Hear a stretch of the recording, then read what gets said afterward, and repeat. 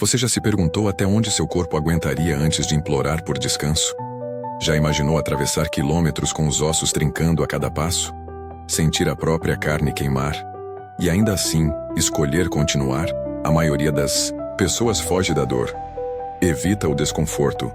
Aprende a silenciar o corpo no primeiro sinal de sofrimento. Mas existem outros.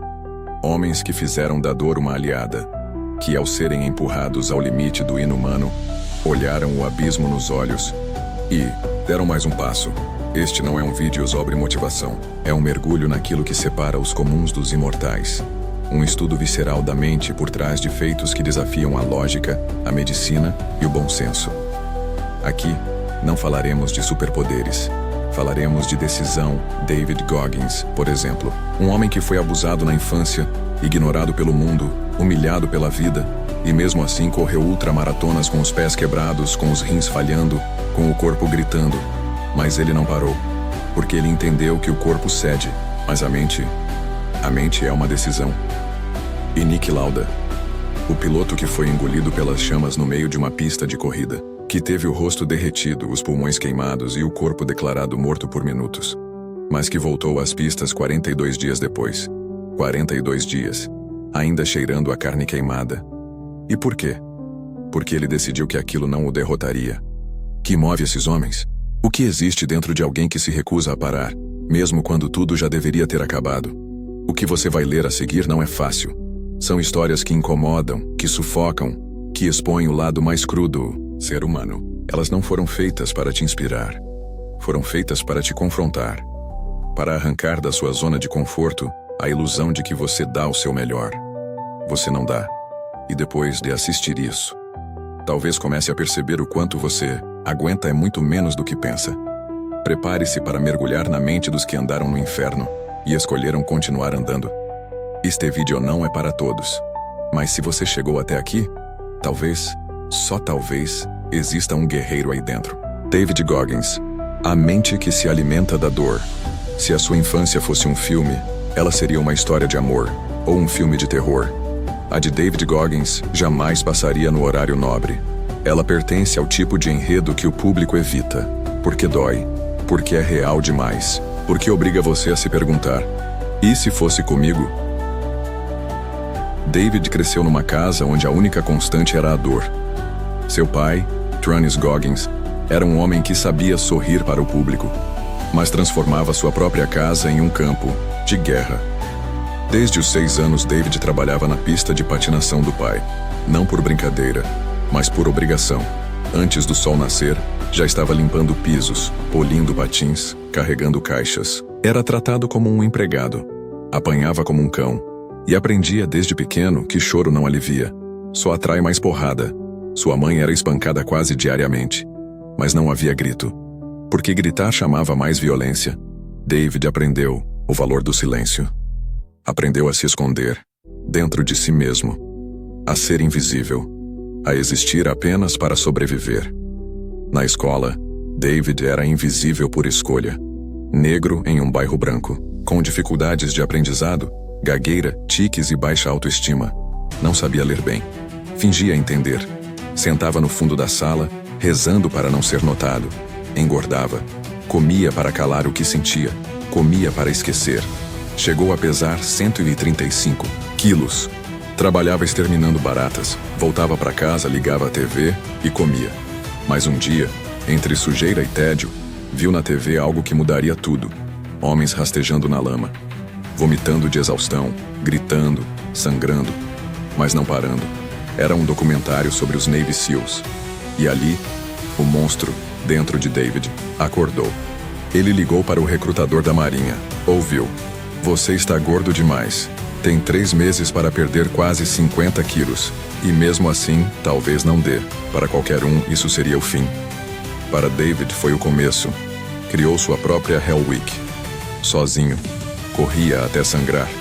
Pedalava até desmaiar. Vomitou, caiu, desmaiou, urinou sangue. Mas levantava. Sempre, em 90 dias, perdeu 45 quilos. Entrou para a Marinha. Mas o inferno só estava começando. A temida Hell Week dos SEALs é conhecida por quebrar homens. Dias sem dormir. Corridas com barcos nas costas. Treinamentos brutais, sem alívio, sem piedade. David não fez uma Hell Week, fez 3. Por causa de lesões. Na primeira teve fraturas. Na segunda, pneumonia. Na terceira, completou. O impossível era o novo normal. Depois de se tornar SEAL, decidiu testar o corpo em outro nível.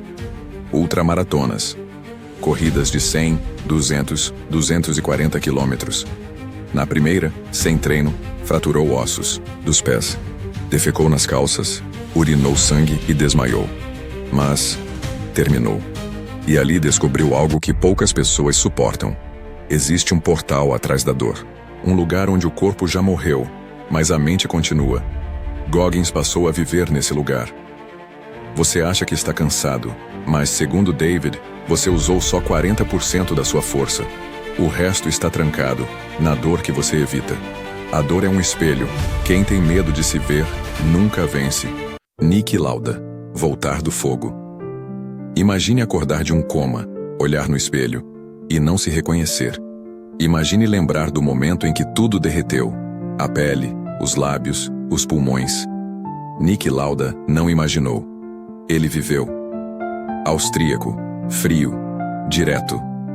Lauda não era carismático, era calculista. Era exato. Na Fórmula 1 dos anos 70, ele era um estranho. Um engenheiro de alma dentro de um carro. Não era amado, era respeitado. E isso bastava. Mas em 1976, tudo mudou. No de agosto, Nürburgring, Alemanha, uma das pistas mais perigosas do mundo. Lauda tentou cancelar a corrida. Dizia que as condições eram fatais. Ninguém ouviu. Na segunda volta, perdeu o controle. Bateu. O carro explodiu, ele ficou preso nas ferragens por quase 1 minuto. A temperatura interna ultrapassou 800 graus. Ele inalou gases tóxicos. Pulmões queimaram. Rosto derreteu. O capacete colou na pele. Foi retirado do carro. Vivo, mas quase morto. No hospital, os médicos diziam que não passaria da noite. Entrou em coma.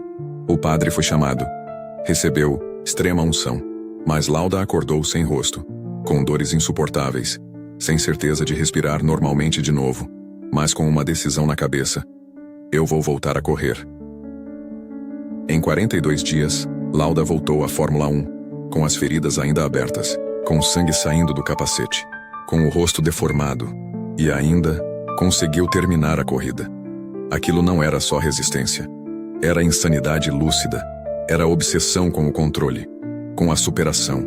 Comprovar que o homem manda no destino, mesmo em chamas. Lauda nunca buscou compaixão, dizia, tive sorte, outros não tiveram. A vida me queimou, eu continuei dirigindo. A verdade que arde. Você aguentaria? David Goggins e Niki Lauda. 2 mundos, 2 dores. Um viveu o inferno na infância, outro criou um inferno dentro do cockpit. Ambos enfrentaram a morte e disseram não hoje. Mas o que eles ensinam não é heroísmo, é outra coisa, mais brutal, mais sincera. O corpo cede, a mente é uma escolha. Você aguenta correr com os pés quebrados? Voltar para a pista com o rosto derretido? Você quer sucesso? Quer glória? Então entenda. Não é sobre vencer. É sobre o quanto você aguenta sangrar antes de vencer. A pergunta que fica é: você quer a vitória? Mas aguentaria o preço? Se essa história te prendeu, imagine o que mais está escondido por trás de quem venceu. Você aguenta ouvir a verdade crua, sem cortes? Então se inscreve no canal agora. Aqui, a dor não é evitada, é estudada. Aqui, o sucesso não é glamour, é cicatriz. Deixa o like se essa história mexeu com você. E comenta. Você aguentaria o que eles viveram? Ou seria só mais um nome esquecido pela dor? Ativa o sininho, porque os próximos vídeos vão ainda mais fundo. E lembre-se, a maioria quer vencer, mas poucos suportam o preço.